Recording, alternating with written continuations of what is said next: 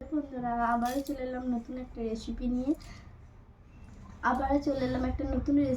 চলো কি রান্না হয়েছে আজ দেখিয়ে দিই।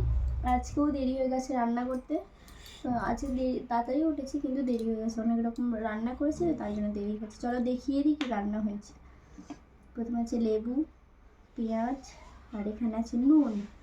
ঠিক আছে, ঠান্ডা লেগেছে, গলার অবস্থা খারাপ। এখানে আছে মুগের ডাল, দেখেছো, জিরে আর শুকনো লঙ্কা ফোড়ন দিয়ে মুগের ডাল করেছি, বুঝেছো। আর এখানে আছে তোমাদের দাদা ভাইয়ের সিম দিয়ে আলু দিয়ে তরকারি। কারেন্ট চলে গেছিলো, অন্ধকারেই রান্না করেছি, তবে খেতে কেমন হবে জানি না। ঠিক আছে, এখানে আছে অনেক রকমের পাঁপড় ভাজা। তোমাদের দাদা ভাই কালকে পাঁপড় কিনে এনেছিল, আজকে ভেজেছে। দেখো এই রকমের আছে, এবিসিডি পাঁপড় আছে, তারপরে ছোটোবেলাকার জালনা কোপাট সেই পাঁপড় আছে। ঠিক আছে, অনেক রকমের পাঁপড় আছে, দারুণ খেতে। কার কার পাঁপড় ভাজা খেতে পছন্দ অবশ্যই কিন্তু কমেন্ট করে জানাবে। ঠিক আছে, আর এখানে আছে আলু ভাজা, এখানে আছে মাছের ঝাল। আলু ভাজা করতে করতে তখনই কারেন্ট চলে গেছে, আর কারেন্ট আসেনি। চলো তোমাদের সবাই থালাটা রেডি করি।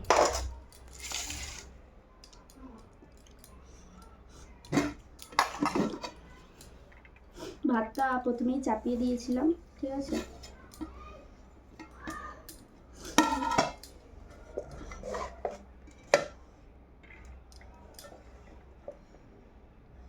তোমাদের মোটামুটি সবার খাওয়া হয়ে গেছে, আবার অনেকের কাজের জন্য খাওয়া হয়নি।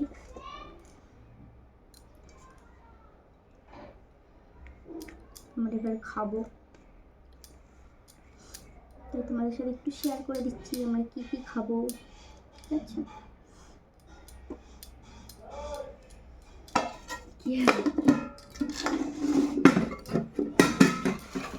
এই দেখো পাঁপড় ভাজা দিয়ে দিই, বুঝছো, পাঁপড় ভাজা দিয়ে দিলাম।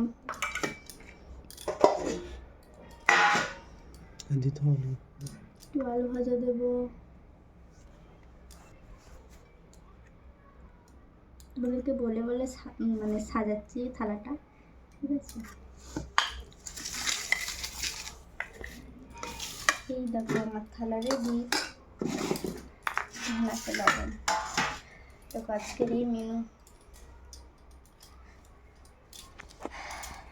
দেখেছো। আজকের এই মেনু কতগুলো রান্না করেছি বলে তো, 1টা থেকে 3টে পর্যন্ত রান্না। একটা বলতে একটা নয়, 1:30টা বেজে গেছিলো রান্না করতে করতে। ঠিক আছে, চালু করেছি 1:30টার সময়, 3টে বেজে গেছে রান্না করতে।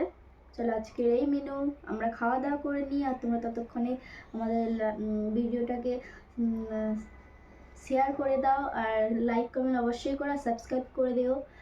চলো নতুন নতুন ভিডিও দেখার জন্য আমার চ্যানেলটিকে সবাই সাবস্ক্রাইব করবে আর ফলো করে দেবে। চলো টাটা।